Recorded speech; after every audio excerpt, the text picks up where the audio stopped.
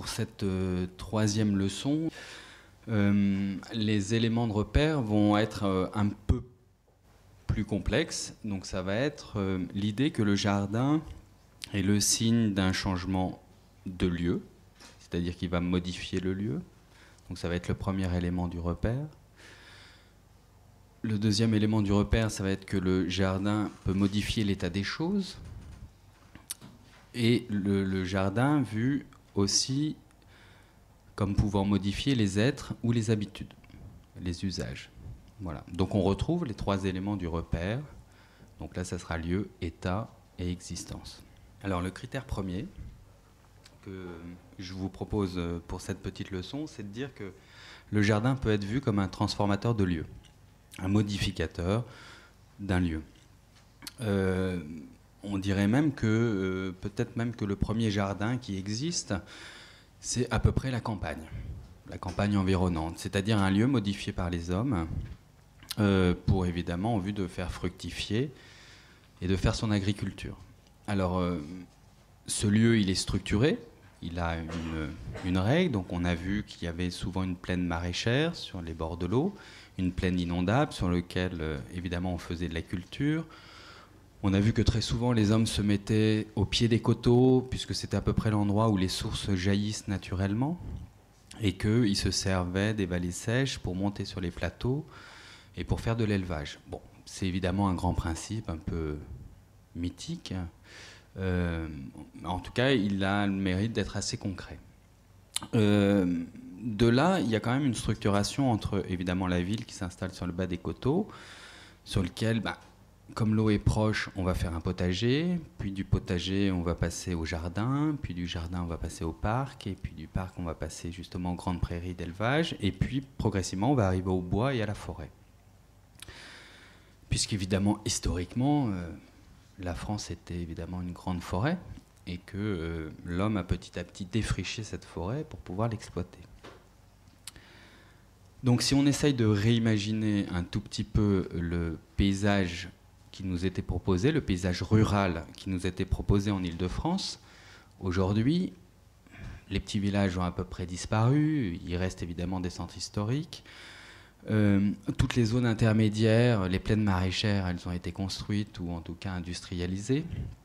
Les plateaux aussi, en tout cas et il reste quelques éléments de ce vieux paysage qui sont ces bois ou ces forêts sur les monts, sur les points hauts, qui sont évidemment les points les plus difficiles à urbaniser.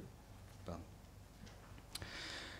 Et donc en Île-de-France, si on veut imaginer un petit peu quel était le paysage du pays du Parisis, puisque vous vous souvenez, j'avais présenté l'Île-de-France comme étant la réunion de 4 plateaux, donc on peut reprendre la carte.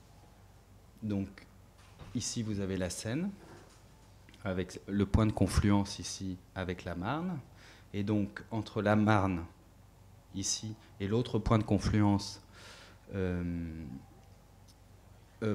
qui est là, voilà, avec l'Oise, tout ce plateau-là s'appelle le Parisis. Alors il se trouve qu'il reste ici des grandes forêts que vous voyez ici, donc vous avez la forêt de Cormeilles en Parisis, vous avez la forêt, je m'aide un petit peu, je triche, de Montmorency, vous avez la forêt de l'Isle-Adam ici, et puis la forêt de Carnel. Donc qui sont à peu près les derniers éléments qui restent de ce paysage peut-être un peu rural qu'il y avait dans le Parisis. Il y en a un autre, évidemment, c'est la forêt de l'Aulnois qui est ici. Et donc, simplement en regardant une carte, en regardant où reste-t-il certaines forêts, donc certains éléments végétaux de cette époque, on trouve bizarrement la structuration géographique de l'Île-de-France. Si on se met à regarder ce que j'ai appelé donc l'Urpois, ou qu'on pourrait appeler la fin du plateau de la Beauce, on retrouve évidemment donc le trèfle ici, avec le trèfle de Meudon.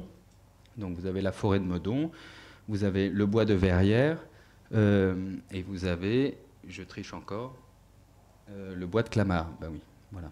Vous avez aussi, ben évidemment, j'en ai pas parlé, mais la forêt de Saint-Germain, le bois de Marly, et évidemment va s'intégrer à l'intérieur le château de Versailles, entre justement deux coteaux.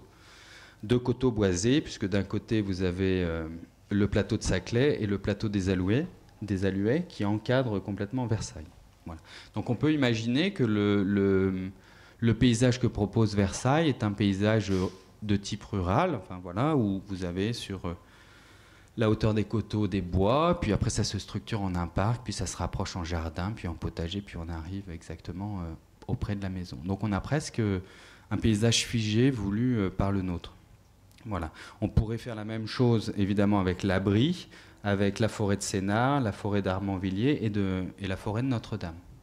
Alors il se trouve que ces trois forêts-là sont moins placées, elles sont placées sur des plateaux et moins sur des buttes.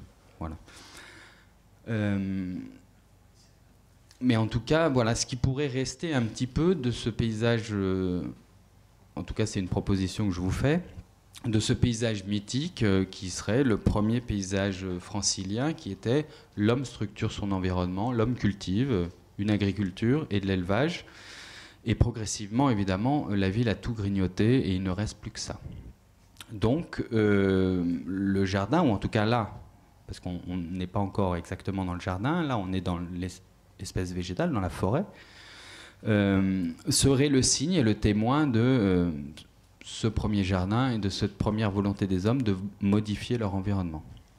Alors il est sûr que pour modifier son environnement, il faut remembrer toutes les rues, il faut évidemment découper des parcelles, et c'est ce qui donne, et ça rappelle évidemment la première leçon, toute la structuration, même à l'intérieur des forêts et des bois, il y a forcément un aménagement qui est fait. Et donc ce remembrement a été fait évidemment au cours du Moyen-Âge, tout le long du Moyen-Âge, et c'est ça qui va donner et qui donne l'image et la transformation du lieu. Ça lui donne son échelle. Donc on verra qu'évidemment dans le jardin, s'intéresser aux rues ou aux chemins ou aux sentiers créés, évidemment, est quelque chose de fondamental. Donc premièrement, le jardin peut se lire, quand on est dans un jardin, il faut toujours se poser la question, qu'est-ce qu'il y a autour, quel est ce lieu, est-ce que c'est un lieu qui est nouvellement créé, est-ce qu'il a 100 ans, est-ce qu'il a peut-être 1000 ans. Je ne peux pas aujourd'hui dater la forêt de Carnel, mais on peut imaginer qu'elle existe depuis le Moyen-Âge. Bon, voilà, il y a comme ça des forêts ou des paysages qui traversent les âges. Le deuxième critère que je peux vous proposer pour quand on se promène dans un jardin, ça serait de se poser maintenant à l'intérieur même de ce jardin, enfin à l'intérieur même de ces pays qui ont chacun ses usages. Évidemment, il va y avoir des rapports entre eux. Chaque pays va être bien structuré, il y aura des points de passage, et évidemment l'île de la Cité qui est là, et puis la ville de Paris, fait évidemment la concentration entre les trois plateaux, puisque je n'ai pas parlé du dernier, qui était le plateau du Vexin. Et donc, l'île de la Cité permet de centraliser tout ça. Donc, il y avait trois gestions communes avec chacun leurs coutumes. Et donc, à un moment donné, évidemment, si on veut construire un État, il va bien falloir dépasser l'échelle rurale, l'échelle du pays, et commencer à harmoniser les pays entre eux. Une des premières choses qu'on fait, c'est une des premières vocations qu'ont fait les rois de France, et notamment parce qu'ils avaient des forêts de chasse, ils avaient des grands plateaux boisés qui étaient giboyeux, et donc ils leur assuraient évidemment la subsistance, enfin surtout l'agrément de la viande et du gibier. Et on va voir que sur l'île de France, il y avait à peu près 5 chasses royales. On va voir qu'il en reste encore quelque chose aujourd'hui, enfin pour certaines parties, mais on va voir surtout l'impact que ça va avoir après, au moment de l'industrialisation. Donc il y a évidemment la première chasse autour de Versailles, donc avec Marly, et évidemment qui est intégrée la chasse, enfin l'ancienne chasse de Poissy, donc qui est maintenant la forêt de Saint-Germain, et ainsi que le bois de Boulogne. Voilà. Il y en avait une deuxième au niveau de Sceaux, qui maintenant a pratiquement disparu, puisque maintenant il n'y a plus que le château de Sceaux. Une troisième au niveau de Sénart, donc là on a encore évidemment la grande forêt de Sénart. Il y en avait une quatrième à Paris, donc qui était Vincennes, le château de Vincennes et le bois de Vincennes. Et la cinquième, c'était celle du Parisis, donc celle de Saint-Denis, avec l'Aulnoy. Or, au moment où, si on doit gérer son territoire, on a 5 grands territoires, et on voudrait évidemment les relier entre eux. On voudrait passer de l'un à l'autre. Il faut pouvoir les gérer d'une manière commune. Or, qu'est-ce qui se passe au moment de l'industrialisation? Il y a un phénomène assez intéressant, c'est qu'on invente le chemin de fer. Donc on invente un moyen moderne de pouvoir évidemment relier rapidement des points qui sont éloignés. Et donc on va avoir l'idée d'inventer la grande ceinture militaire qui va relier tout ça. Et donc vous allez avoir une grande ceinture qui va passer au niveau de Saint-Germain, dans la forêt de Saint-Germain, qui va passer sur les coteaux de Cormeilles en Parisis, qui va traverser toute la plaine de France, qui va passer derrière les buttes de Romainville, entre la butte de Romainville et Drony, ici, qui va traverser la boucle de la Marne au niveau de Chenevière et de Champigny, puis va remonter, va passer près d'Orly, et va emprunter la vallée de la Bièvre pour contourner Versailles et revenir sur la forêt de Saint-Germain. L'idée, c'était de dire qu'évidemment, les premiers bois, c'était des choses qu'on exploitait peu, enfin, à part pour le bois de côte, donc les bois des coteaux qu'on utilisait pour le chauffage. Évidemment que les forêts ont toujours été exploitées. Mais donc, je vous parlais des chasses royales, les chasses à courre. Et donc là, c'était justement l'idée de dire que la chasse à courre, c'est une chasse privée, enfin, c'était une chasse royale. Donc, les paysans n'avaient pas le droit d'y rentrer, on n'avait pas le droit de braconner. Donc, c'était pour montrer qu'un jardin peut changer de statut. Exactement à la manière du parc Monceau, qui était un jardin privé, celui du duc d'Orléans. Donc on verra puisqu'il concerne à peu près notre zone et qui, quand le duc d'Orléans va financer évidemment la voie de chemin de fer Paris-Saint-Lazare, il va vendre ses terrains pour faire la plaine Monceau.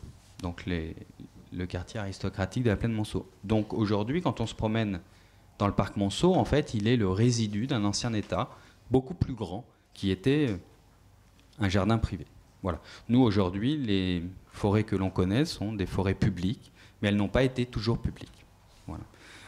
Donc c'est l'idée de montrer qu'à un moment donné, un jardin peut complètement modifier l'état d'une chose. Si c'est privé ou public, si on a le droit d'y rentrer, le droit de le traverser, c'est radicalement différent. Donc on verra ici aussi, par rapport à l'étude de cas, c'est fondamental, puisqu'on était sur une enclave ferroviaire, un no man's land qu'on ne pouvait pas traverser. Donc on a dit que le jardin donc, permettait de structurer les lieux, et que le jardin permettait aussi de transformer le lieu, de le faire passer d'un état A à un état B. Et donc de créer comme ça un système de réseau avec cette idée de la grande ceinture qui relierait les grandes forêts dont je vous ai parlé, les grandes forêts royales. On pourrait imaginer qu'il se crée autour de Paris une sorte de ceinture verte, une sorte de système de parc donc, qui a été théorisé en Angleterre au moment de la révolution industrielle où évidemment avec l'arrivée du chemin de fer l'exode rural est possible. Il y a l'explosion de l'industrie et les villes vont devenir congestionnées, polluées, pratiquement sans espace vert. Ça va devenir des cloaques. Il suffit de voir les gravures de Gustave Doré sur Londres à cette époque. Et donc les Anglais vont être très pragmatiques et vont inventer un système qui va s'appeler le square, donc Regent Park, un des premiers. Donc là, on se rapproche plus véritablement du jardin tel que nous, on le connaît au XXe siècle, avec cette idée qu'il fallait bien offrir aux ouvriers qui avaient été arrachés à leur campagne un petit bout de leur paradis perdu, et qu'il fallait aussi leur offrir un espace pour se divertir le week-end, pour se reposer, puisqu'ils n'avaient pas forcément les moyens de sortir de la ville. Et donc, ils ont l'idée d'importer l'espace rural à l'intérieur de la ville. Donc ce grand débat qu'on a eu tout au long du XIXe siècle de mettre la ville à la campagne. Et donc, c'est pour ça que le troisième critère que je vous propose, évidemment, quand on regarde un parc, l'idée c'est de se poser la question, qu'est-ce qu'il a modifié autour de soi dans les usages et dans la sociologie. Puisqu'à partir du moment où on fait un jardin, un parc, les Anglais ont l'idée évidemment de lotir le bord du parc. Et donc de faire une opération immobilière qui ressemble assez à ce qui s'est fait à Versailles, c'est-à-dire que la première chose que l'on fait au moment d'aménager, c'est on aménage d'abord les réseaux. En fait, on fait l'inverse, c'est un petit peu comme la grande ceinture. D'abord, on implante les réseaux, on construit le jardin, et ensuite, les terrains autour sont viabilisés, et on vient mettre des demeures, qui soient aristocratiques ou bourgeoises. Et donc, ça permet évidemment une pression foncière, et tout d'un coup, vous avez un poumon d'air, un quartier tout à fait intéressant, et donc tout le monde se met à se ruer dessus. Alors ce modèle, on va l'importer en France, avec cette idée qu'il faut mettre évidemment de la campagne à la ville, et notamment dans l'idée de cité-jardin. Alors c'est bien parce qu'il y a le mot cité et il y a le mot jardin. Donc on est vraiment dans essayer de mettre de la campagne à la ville. Or, on a vu qu'évidemment le haut des monts était très peu exploité. On a vu que c'était surtout les coteaux, mais c'est difficile de construire sur les coteaux. Et donc on va voir qu'il y a une quinzaine de cités-jardins qui vont s'implanter en région parisienne. Et il se trouve qu'elles sont toutes sur des coteaux, toutes pratiquement à côté d'un fort militaire, puisque souvent il fallait avoir des terrains disponibles, puisqu'on commence à implanter certaines cités-jardins, évidemment, après la Première Guerre mondiale, au moment où on commence à démolir l'enceinte de Thiers, et où, à partir de 1919, Paris va devenir une ville ouverte. Donc elle va s'ouvrir sur ses horizons, donc elle va faire un peu ce qu'on fait aujourd'hui. En 1919, on appelait ça le Grand Paris. Et on va essayer justement de rationaliser et de construire donc des cités-jardins. Donc c'est le principe, hein, on construit un jardin, on viabilise les terrains et après on vient poser des maisons. Et donc si on regarde bien, vous avez ici le grand plateau de Longboyau sur lequel est placé Orly. Donc vous avez une cité-jardin à Orly sur les coteaux. Vous avez ici la plaine d'Ivry et de Vitry. Vous avez une cité-jardin à Vitry, donc sur les coteaux. Ensuite, vous avez dans la vallée de la Bièvre, il y a la cité de jardin de Cachan et la cité de jardin d'Arcueil, donc tous les deux situés sur les coteaux de la Bièvre. J'ai oublié Athis-Mons, qui était là, ici, à l'extrémité du plateau de Longboyau.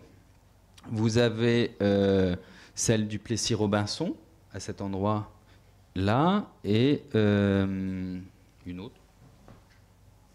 Et celle de Châtenay, oui, voilà. Ensuite, il y en a une à Suresnes, au pied du Mont Valérien, encore une fois, sur les coteaux, juste devant la grande ceinture militaire. La grande ceinture militaire passait... non, pardon, c'est pas la grande... Non, la grande ceinture, pardon, passe à Poissy, pardon.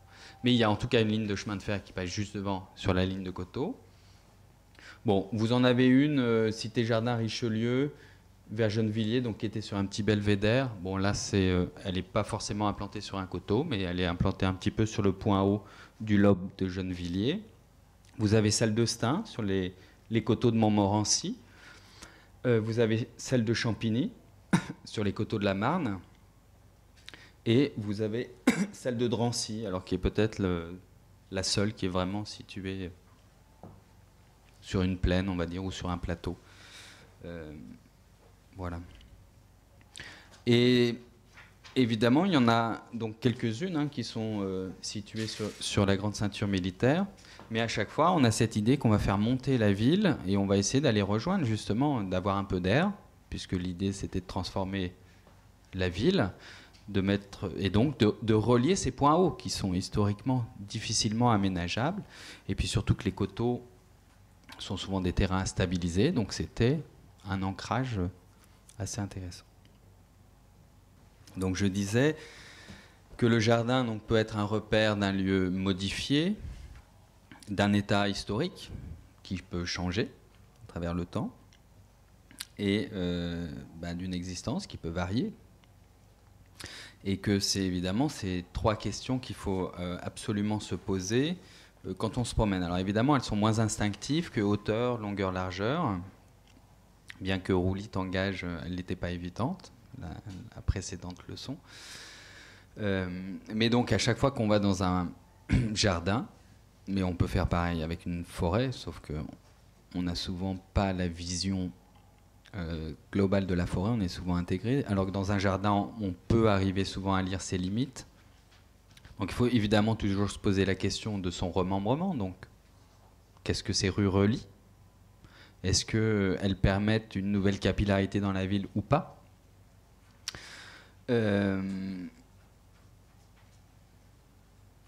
Dans un second temps, il faut toujours se poser la question, ben voilà, les berges de ce jardin, est-ce qu'il exclut ou est-ce qu'au contraire, il permet d'intégrer ces marges?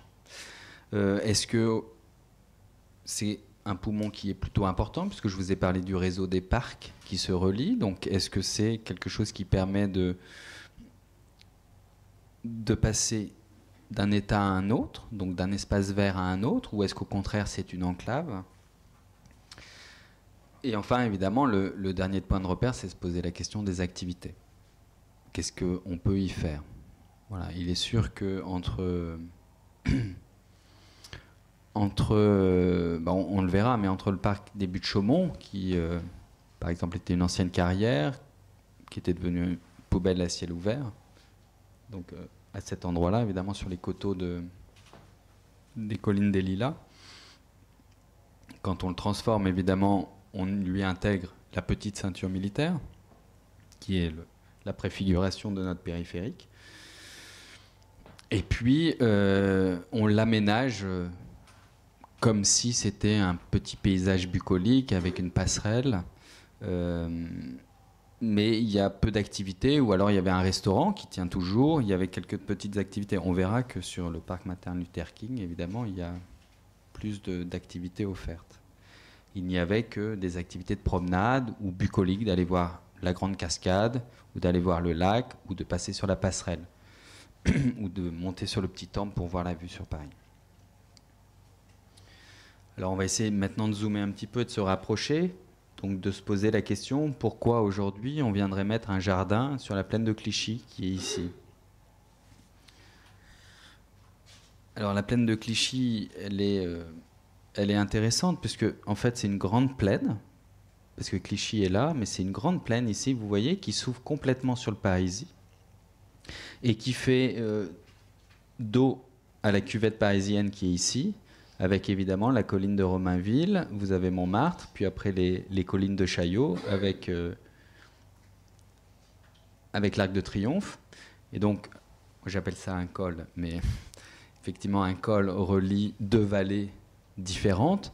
Or, ici, le point des Batignolles ne fait que relier en fait deux versants, un versant qui coule vers Paris et un versant qui coule vers Clichy. Évidemment que les eaux qui coulent tombent à chaque fois dans la Seine, donc on ne peut pas forcément appeler ça un col. En tout cas, on peut appeler ça un pas. Voilà. Donc ici, en tout cas pour l'histoire des routes dans Paris, c'est un point éminemment stratégique, puisqu'en fait c'est un point bas entre les collines de Chaillot et les collines de Montmartre. Donc ça permet un point de passage très facile. Jeanne d'Arc s'est mise là, d'ailleurs au moment d'envahir Paris. Elle a mis ses troupes ici. Donc c'est un point d'accès très simple. Historiquement, elle a une importance fondamentale puisque Clichy était une ville royale mérovingienne. Donc Dagobert avait une de ses résidences nomades ici. Et ça faisait partie d'une énorme forêt qui était la forêt du Rouvray et qui descendait jusqu'au bois de Boulogne. Donc ça faisait, à un moment donné, on peut presque dire que Clichy était plus important que Paris. Sauf que, évidemment, avec le changement des dynasties, le territoire va commencer à se morceler et il va passer sous dépendance de l'abbaye de Montmartre, et puis on fera du vin de Metz, enfin on fera des vignes, et il y aura toujours quelques réserves de gibier. Et puis évidemment arrive l'annexion en 1860, où on construit la petite ceinture militaire, on construit l'enceinte de Thiers, Et donc là, évidemment, on va complètement morceler cette immense plaine, cet immense versant, et on va arriver sur ce que maintenant nous on appelle, et qu'on connaît bien, une partie donc, de la plaine, de la haute plaine, qui est notre 17e arrondissement, et qui est de l'autre côté Clichy. Mais vraiment, quand on regarde aujourd'hui, enfin, c'est très étriqué par rapport à ce que ça a été historiquement. Donc en fait, on est sur un versant qui descend progressivement sur la Seine. Et au moment, pour vous dire que c'est un verrou stratégique, quand on a installé donc le premier chemin de fer, le chemin de fer de Saint-Lazare, évidemment, il commence à plus marcher, au Vésinet, donc pour relier évidemment la forêt de Saint-Germain, enfin, et puis la ville de Saint-Germain, bien les ingénieurs vont passer par ce col. Et donc ils vont mettre un tunnel, le fameux tunnel des Batignolles, qui va disparaître. Mais et on va implanter sur cette plaine un immense dépôt vapeur. Donc on va construire à cet endroit-là les machines à vapeur, les locomotives à vapeur. Donc on va avoir une structuration autour de cette parcelle, autour de cette enclave du dépôt vapeur. On va avoir un quartier des Épinettes qui va se construire, et donc un quartier ouvrier, donc d'ouvriers qui construisaient et qui entretenaient la machine à vapeur. Comme il y avait le débarcadère, le premier débarcadère n'était pas évidemment à Saint-Lazare, il était un peu plus haut. Eh bien, à partir du moment où il y a une gare, c'est le phénomène qu'on connaît aujourd'hui, et notamment avec le Grand Paris, puisqu'ils viennent d'annoncer qu'il y aura peut-être 80 nouvelles stations. Donc on sait qu'à partir du moment où il y a une gare, mais tout d'un coup il y a une pression foncière. Donc les bourgeois viennent s'installer aux Batignolles, et donc on construit des immeubles de rapport. Et puis je vous ai déjà parlé donc du démantèlement du parc Monceau, puisque le duc d'Orléans a été le grand argentier pour le chemin de fer de Saint-Germain. Et donc ils vont lotir des villas aristocratiques, enfin des immeubles aristocratiques sur la plaine Monceau. Donc on a un quartier qui est vraiment très bigarré, presque, qui est la jonction entre l'Est et l'Ouest de Paris. C'est-à-dire un Est industriel, une bourgeoisie plutôt commerçante, on va dire, de Paris qui pousse, et puis l'Ouest qui est aristocratique. Voilà. Et donc, à un moment donné, presque, on en arrive à la voie de chemin de fer qui va relier l'Est et l'Ouest en une friction. Alors aujourd'hui, comme il y avait ce dépôt vapeur, évidemment, l'Est et l'Ouest étaient séparés. Donc on verra qu'évidemment, ce jardin va modifier complètement ce rapport des choses. Et donc évidemment de l'autre côté, donc là je vous ai donné les trois façades de ce que pouvait y avoir sur ce terrain avant. Et le dernier côté, c'est évidemment côté Clichy. Comme on était sur la zone non édificandi, on n'avait pas le droit de construire en dur, et donc évidemment c'est ce qu'on appellera plus tard la zone, puisque c'est cette zone militaire de l'enceinte de Thiers, c'est 250 mètres sur lequel on n'a pas le droit de construire en dur, et donc viennent s'installer des mobilhomes, enfin donc vient s'installer une zone, une faune qui fait tampon avec Clichy. Et puis cette zone va disparaître puisqu'on va démanteler l'enceinte de Thiers, et on va construire le périphérique dans les années 60. Et donc là, on a vraiment une barrière infranchissable, parce que, difficilement franchissable, entre Paris et Clichy. Il y a juste un point, un verrou, qui est la porte de Clichy, qui permet de passer, évidemment, de Paris à Clichy. Voilà. Donc j'ai essayé un tout petit peu de vous dresser, en prenant les trois, en se posant la question de qu'est-ce qu'était ce lieu avant. Donc quelles sont ses marches, quelles sont ses rives, et puis un petit peu sa sociologie de l'époque. Et puis on va voir évidemment la possibilité qu'offre ce nouveau parc de le métamorphoser, donc de le remembrer, de changer complètement le lieu, de changer complètement les environs. Alors on verra qu'effectivement, est-ce que c'est bien, est-ce que c'est mal, voilà. Est-ce que c'est un quartier qui va s'embourgeoiser, ou est-ce qu'au contraire qui va se paupériser? On n'en sait rien aujourd'hui, enfin il va falloir le faire vivre, il va falloir qu'il vive tout seul, enfin, de sa vie. Et ensuite il y a des nouveaux usages qui sont proposés, puisque on verra que dedans il y a du tertiaire, qu'il y a de l'école, il y a du logement, enfin, et puis il y a des activités qui sont proposées. Donc on peut aussi imaginer que ce parc-là soit parcouru pas uniquement par les riverains, mais qu'on puissent venir de beaucoup plus loin, même de Clichy, pour profiter de ce poumon vert. Voilà.